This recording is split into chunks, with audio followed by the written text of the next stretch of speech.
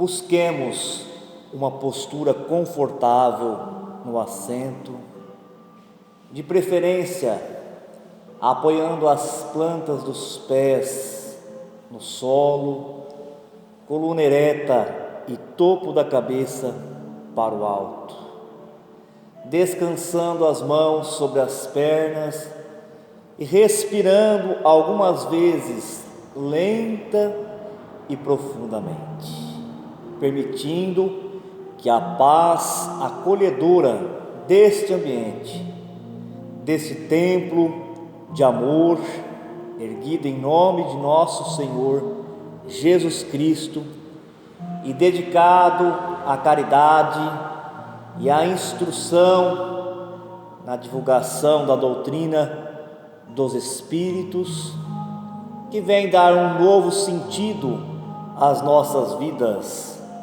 um roteiro de luz ao qual todos nos esforçamos para trilhar, e elevando o pensamento ao mais alto, desligando das preocupações, das tarefas corriqueiras, nós vamos entreter-nos em ondas que caminham por toda parte e toda direção como um oceano, para nos sintonizarmos com aquelas que trazem conteúdos carregados do bem pensar, movendo o bem falar e o bem agir, dos pensamentos dos anjos, dos espíritos superiores que compreendem Deus e que colocam em prática,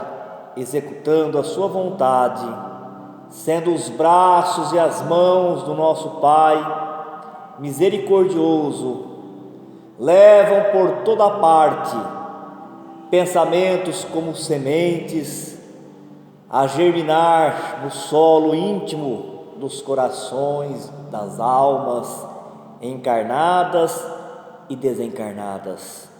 Nos alimentam num propósito superior de progredir, avançar no tempo, no espaço e galgar os degraus da evolução, virtude por virtude, abafando os vícios e as paixões que ainda assinalam a nossa condição de seres imperfeitos, para deixar levantar o cajado, assim como Moisés o fez no deserto, a inteligência, iluminado pela razão e pelos bons propósitos, a moral do fazer o bem e do rejeitar o mal. Pedimos a proteção do mais alto nesse instante, que essa casa possa ascender e ser vista à distância como um ponto de apoio, um hospital, uma escola para as almas cansadas e necessitadas. E que nós que aqui estamos sejamos envolvidos pela vibração das falanges que descem para nos atender, nos inspirar nesta hora. Os médicos do além que nos curam com a sua presença, nos transferindo fluidos carregados de saúde, de paz e de equilíbrio. Sejamos todos, neste instante, movidos por essa sensação agradável, essa ligação psíquica com os anjos da guarda, com os protetores. E que ao sairmos daqui, no término dessa reunião, estejamos reabastecidos nas energias, um ânimo forte, cheio de esperança, de otimismo, na certeza que quem conduz o destino da terra é o nosso querido Mestre Jesus e todos os seus auxiliares. Por todo o amparo, por toda a assistência, nós queremos agradecer. Muito obrigado, Senhor Jesus, Muito obrigado, espíritos amigos.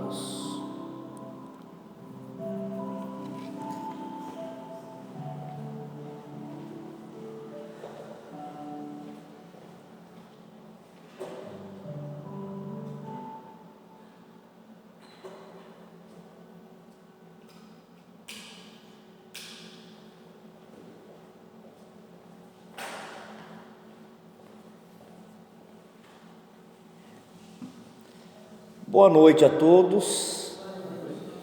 Nós vamos dar continuidade ao estudo do Evangelho e também dessa reunião, que é uma reunião de prece, de oração pelas pessoas necessitadas, por nós mesmos e para todo o nosso planeta. Hoje nós vamos ver o capítulo 2. Eu estou pegando só o tema, o título do capítulo, e fazendo um apanhado, um comentário. Então, é importante que cada um que queira depois em casa ler na íntegra todo o capítulo 2, que é Meu Reino Não É Deste Mundo. Allan Kardec, ele buscou lá do Evangelho, da Bíblia, do Novo Testamento, uma passagem do evangelista João, que está no capítulo 18, nos versículos 33, 36 e 37, que diz assim: Pilatos, tornando a entrar, pois, no palácio, e tendo feito vir Jesus, lhe disse: Sois o rei dos judeus? Jesus lhe respondeu: Meu reino não é deste mundo. Se meu reino fosse deste mundo, minhas gentes teriam combatido para me impedir de cair nas mãos dos judeus, mas meu reino não é aqui. Pilatos então lhe disse: Sois, pois, rei? Jesus lhe replicou: Vós o dissestes, eu sou rei. Eu não nasci e não vim a este mundo, senão para dar testemunho à verdade. Qualquer que pertença à verdade, escuta a minha voz. A situação histórica aqui colocada é a seguinte: Pilatos era um governador romano, ele não era judeu, mas estava em terras palestinas, governando aquele território no momento em que o Império Romano, ele era quase todo mundo, pelo menos o mundo existente, porque eles foram se expandindo, foram escravizando os outros povos. Jesus, ele encarna-se no povo hebreu, que depois se tornam judeus por religião, aqueles que aceitaram assimilar os ensinamentos de Moisés. Portanto, Jesus era um judeu, de nascimento, filho de José da Galileia e de Maria de Nazaré. A situação criada, que nós não vamos entrar em detalhes, mas sempre a gente estuda a história do Evangelho, em especial do nascimento, da missão de Jesus e da crucificação, é que quem tramou contra Jesus foi o próprio povo dele, o próprio povo judeu. Mas esse povo era um povo que era submisso, eles eram dominados por Roma.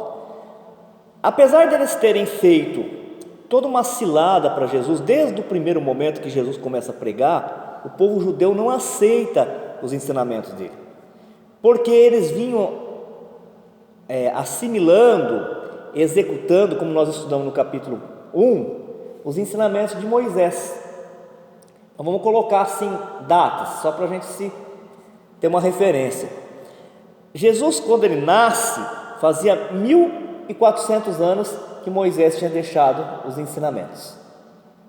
Ensinamento mosaico, em especial, os 10 mandamentos, mas também outras leis que o povo judeu ele seguia religiosamente, fazendo muitos ritos, muitos rituais, e eles eram amantes da letra, das palavras, mais do que do sentido, do espírito, da essência dos ensinamentos.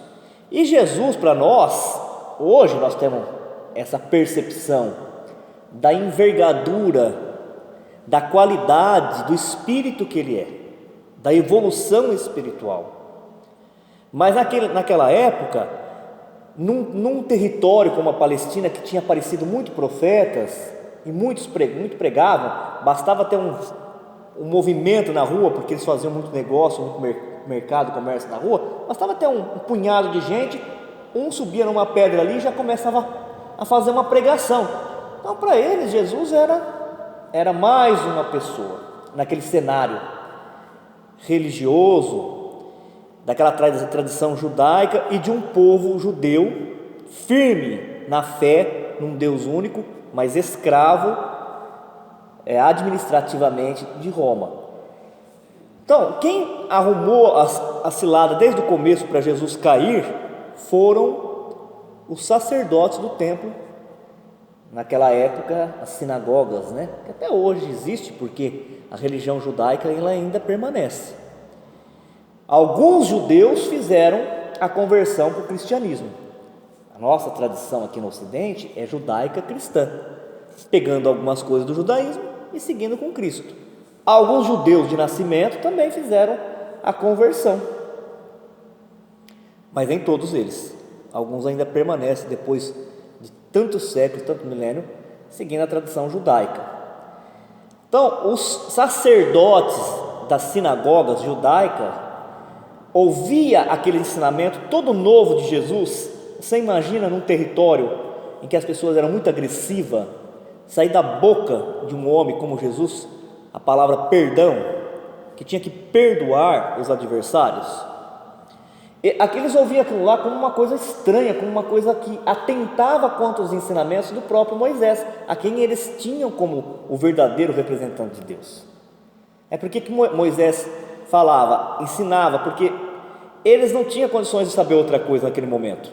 Lembra que nós estudamos no primeiro capítulo e comparamos a humanidade como uma pessoa nos vários ciclos dela?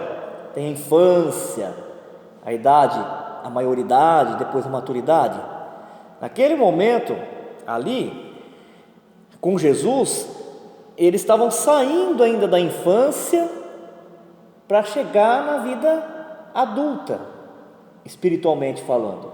Não tinham muito conhecimento, a ciência era precária. Moisés teve que ensinar, não que Moisés não soubesse, Moisés era o grande médium,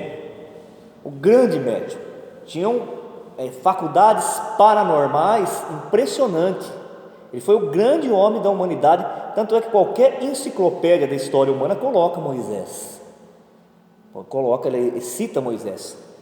Moisés, ele era judeu, ele foi criado dentro dos palácios egípcios por uma princesa egípcia.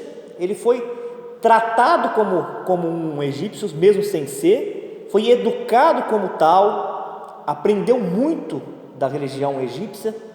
A religião egípcia tinha muita coisa parecida com o que o Espiritismo apregou, porque por um grupo seleto, separado, não para todos. Nas pirâmides, eles tinham as reuniões mediúnicas. Os sacerdotes egípcios conversavam com espíritos materializados até. Eles tinham a ciência da cura, que hoje retorna com o espiritismo e com o magnetismo de Mesmer. A gente aplica o passe, tudo isso. E Moisés tinha aprendido tudo isso e desenvolvido com eles. Ele era o grande mesmo. Só que quando ele olhava para aquele povo, ele pensava assim como uma pessoa, quando ela é muito capaz, ela sempre olha para as pessoas que estão ao redor e vai falar alguma coisa que as pessoas possam aproveitar, de acordo com o conhecimento delas.